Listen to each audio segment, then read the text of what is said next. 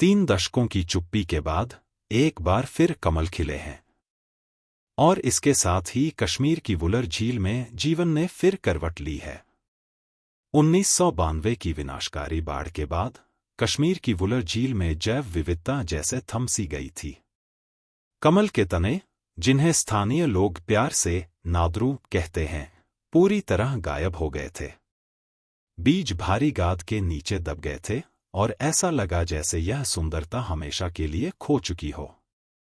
लेकिन प्रकृति की एक खास बात होती है, वह समय मिलने पर खुद को फिर से खड़ा करना जानती है। केंद्रित प्रयासों, विशेष रूप से वुलर संरक्षण और प्रबंधन प्राधिकरण की मेहनत ने इस झील में फिर से जान फूंक दी है।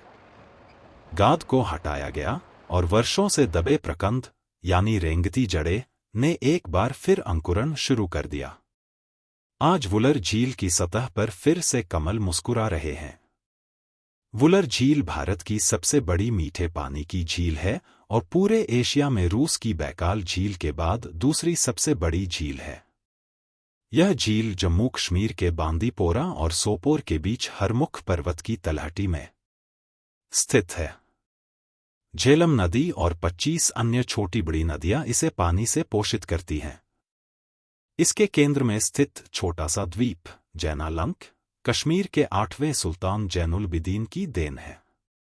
1990 में इस झील को रामसर कन्वेंशन के तहत अंतर्राष्ट्रीय महत्व की आर्द्रभूमि घोषित किया गया। इसका बेसिन टेक्टोनिक गतिविधियों से बना है और इसे प्राचीन सतीसर झील का अवशेष माना जाता है। यह झील प्राकृतिक जीवन का खजाना है।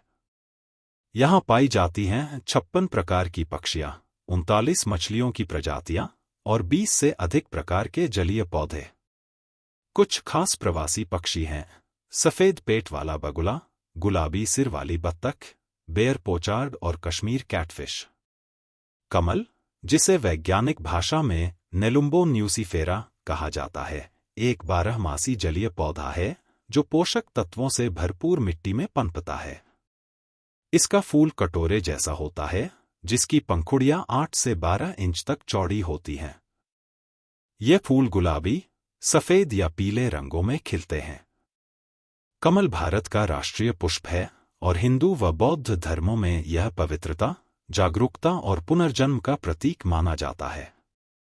वुलर झील में खिला हर एक कमल सिर्फ एक पौधा नहीं, बल्कि उस आशा का प्रतीक है जो हमें सिखाता है कि कोई भी क्षति अंतिम नहीं होती अगर संरक्षण और संकल्प साथ हो। आज जब वुलर की लहरों में कमल डोलते हैं, तो मानो कश्मीर की रूह फिर से मुस्कुराने लगी हो।